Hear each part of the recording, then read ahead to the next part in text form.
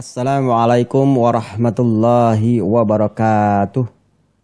A'udzu billahi minasyaitonir rajim. Bismillahirrahmanirrahim. Di episode kedua ini masih pada judul Sastra Al-Qur'an ya. Sastra Al-Qur'an akan dibahas masalah cara rupa ya. Cara rupa atau ragam bahasa ya. Atau sastra Al-Qur'an dalam menyampaikan isi atau pesan yang mau disampaikan agar menyentuh kesadaran ya. Di episode pertama sudah dijelaskan bahwa dalam Al-Quran ada kata yang paling dekat ya. Ini masalah peristilahan. Ada kata yang paling dekat dengan istilah sastra. Dalam arti kata ini, kata dalam Al-Quran ini dapat menjelaskan ruang lingkup ya. Setidaknya ruang lingkup atau unsur-unsur yang dicakup oleh kata sastra ini ya.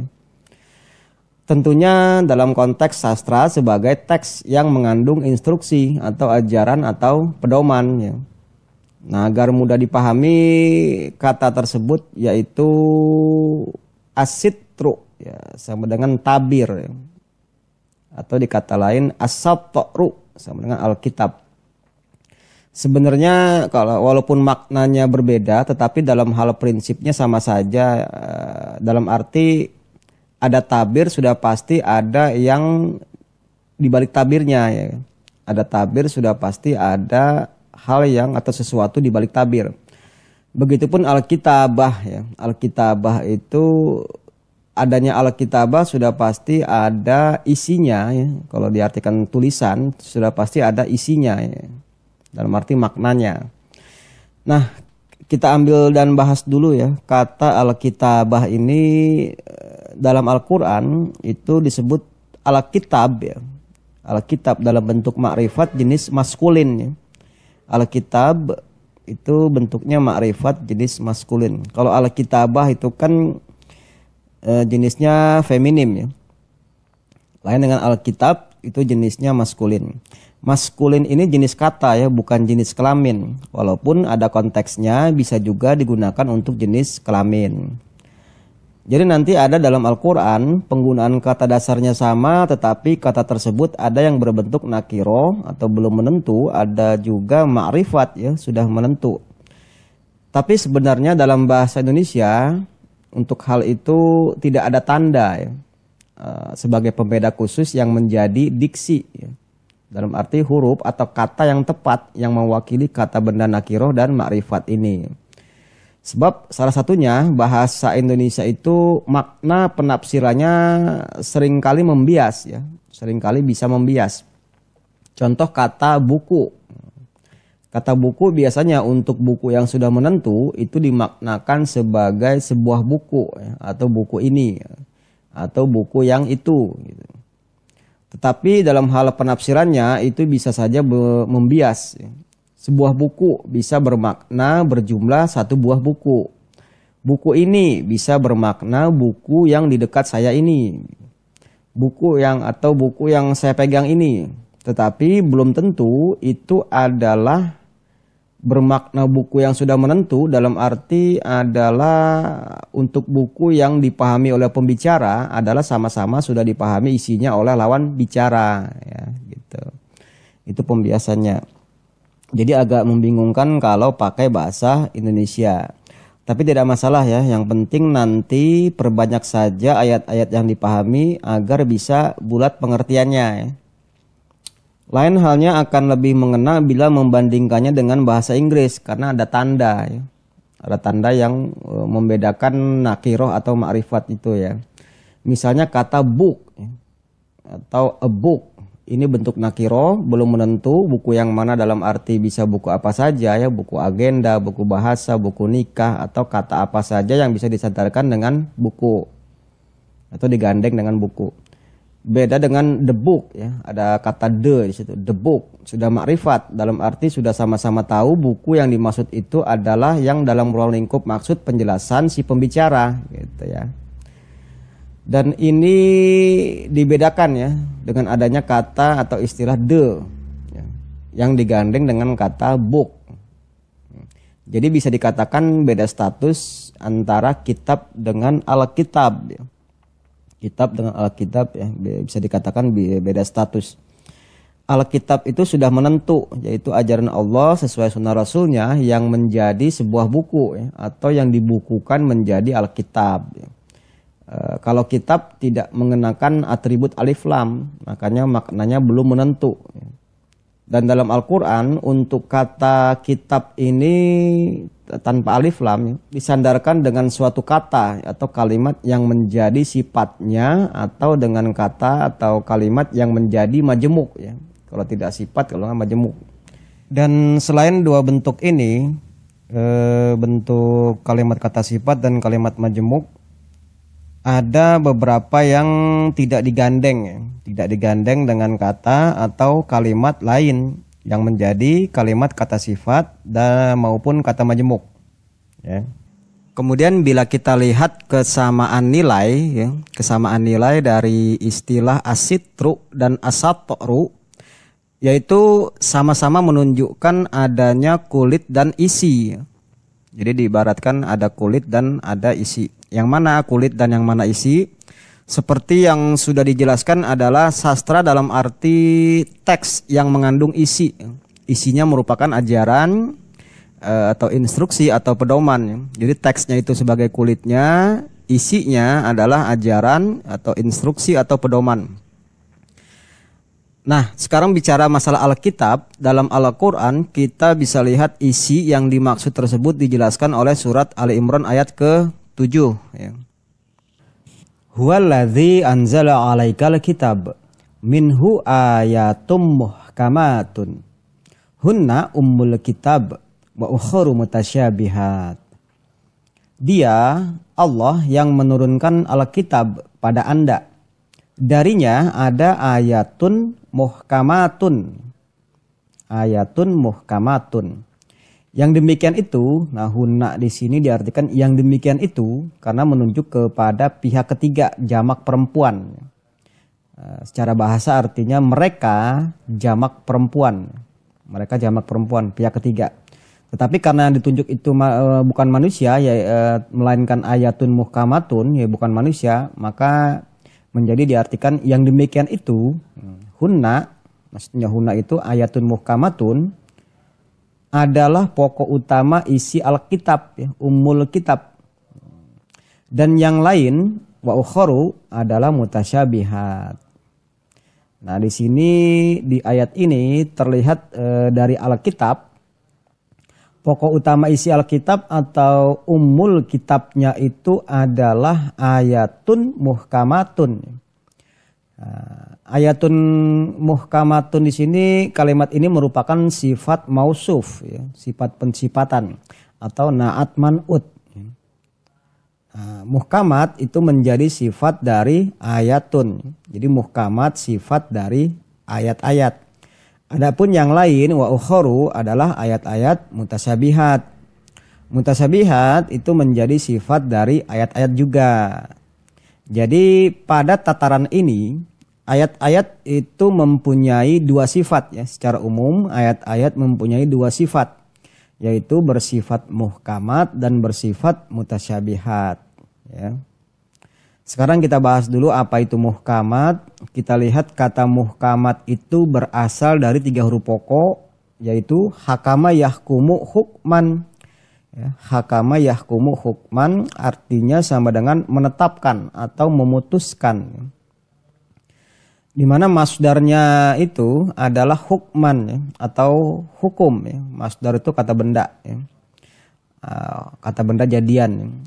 Hukman atau hukum. Nah, istilah hukum di sini sudah dipakai dalam bahasa Indonesia sebagai hukum atau norma. Kemudian dari hakama yahkumu itu pindah pola menjadi ahkama yuhkimu ihkaman. Artinya sama dengan menjadikan hukum, menjadikan hukum.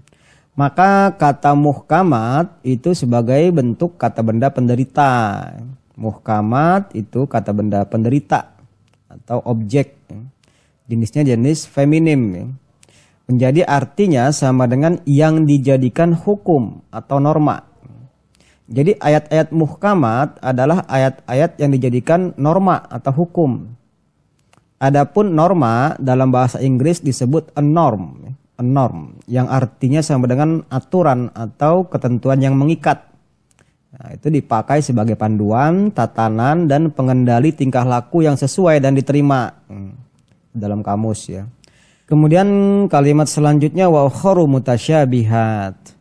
Mutasyabihat itu merupakan kata benda pelaku. Nah, tadi muhkamat itu penderita. Nah, ini mutasyabihat itu kata benda pelaku. Secara bentuk kata ya. Pelaku atau fa'il atau subjek. Subjek. Nah, ini berasal dari 3 huruf pokoknya yaitu syabaha. Artinya sama dengan menjadikan sama atau serupa ya. Arti ini bisa dilihat di kamus Weher ya, tertulis to make equal. To make equal or similar ya. Similar atau to compare. To compare sama dengan membandingkan. Membandingkan. Kemudian dari syabaha itu pindah pola menjadi tasyabaha ya tasyabahu, tasyabuhan. Nanti pelakunya itu mutasyabihun. Ya, mutasyabihun. Mutasyabihun itu bentuk 1 maskulin, bentuk 2 maskulinnya itu mutasyabihani, dan bentuk 3 atau jamak maskulinnya itu mutasyabihuna, itu bentuk maskulinnya. Sekarang bentuk feminim, bentuk 1 feminimnya itu mutasyabihatu. Nah, itu kalau dia tanpa alif lam mutasyabihatun. Bentuk 2-nya mutasyabihatani. Nah, bentuk jamak feminimnya yaitu mutasyabihatun, panjang. Mutasyabihatun. Jadi seperti yang tersebut dalam ayat ini, mutasyabihatun merupakan bentuk pelaku atau fa'il ya, atau subjek. Jamak jumlahnya jamak, jenisnya jenis feminim. Nah, jadi dilihat dari bentuknya, muhkamat itu menjadi maf'ul atau objek dan mutasyabihat itu menjadi fa'il atau subjek ya. Dimana nanti dalam hal menjelaskan fungsi mutasyabihat ya, adalah yang menjelaskan objek. Objek yang dimaksud di sini adalah ayatun muhkamatun ya, atau ayat-ayat muhkamat. Jadi pada prinsipnya secara umum mutasyabihat itu bagaimanapun penjelasannya, seperti apapun cara menjelaskannya atau seperti apapun gaya bahasanya, tetap saja merujuk kepada pokok isinya ya, yaitu norma. Jadi nanti jangan aneh atau kaget atau bingung ya bila Al-Quran dalam menjelaskan norma-norma kehidupan itu seolah-olah sulit dimengerti. Sebab ayat-ayat mutasyabihat ini secara bahasa dari kata tasyabaha ya tasyabahu, tasyabuhan. Artinya sama dengan saling menyerupai satu sama lain. Jadi kalau diambil kata benda pelakunya menjadi artinya sama dengan yang saling menyerupai satu sama lainnya. Nah, bila satu sama lainnya di sini adalah ayat-ayat mutasyabihat dalam Al-Quran, maka ayat-ayat mutasyabihat ini membicarakan tentang hubungan persamaan antara yang menyerupai dengan yang diserupai. Contoh dalam Al-Quran surat Al-A'raf, surat ke-7 ayat ke-176 ada kalimat masaluhu kamasalil kalbi. Masaluhu kamasalil kalbi. Artinya maka perumpamaan dia seperti halnya seekor anjing. Perumpamaan dia seperti halnya seekor anjing. Dia yang dimaksud di sini adalah pada penjelasan ayat sebelumnya ya, yaitu allazi atainahu ayatina fansalakha minha fa'atba'ahu syaitanu fakana minal ghawin. Orang yang telah kami datangkan ayat-ayat kami, kemudian dia melepaskan diri dari ayat-ayat itu, akhirnya dia diikuti oleh setan. Maka jadilah dia termasuk orang-orang yang ngawur. Nah, orang ini disamakan ya, oleh Allah seperti anjing. Ya. Seperti anjing yang menjilat sampah, yang jika disuruh pergi dari sampah itu, ya tetap kesitulah tujuannya. Ya. Jadi hubungan persamaan antara orang dengan anjing, ya, antara manusia dengan anjing pada konteks ayat ini bukan sama-sama fisiknya ya. Bukan sama dalam hal fisiknya seperti anjing, tetapi sama-sama mempunyai tujuan kepada kehidupan yang kotor ya. Jadi sama-sama mempunyai tujuan kepada kehidupan yang kotor atau ke arah hidup yang kotor.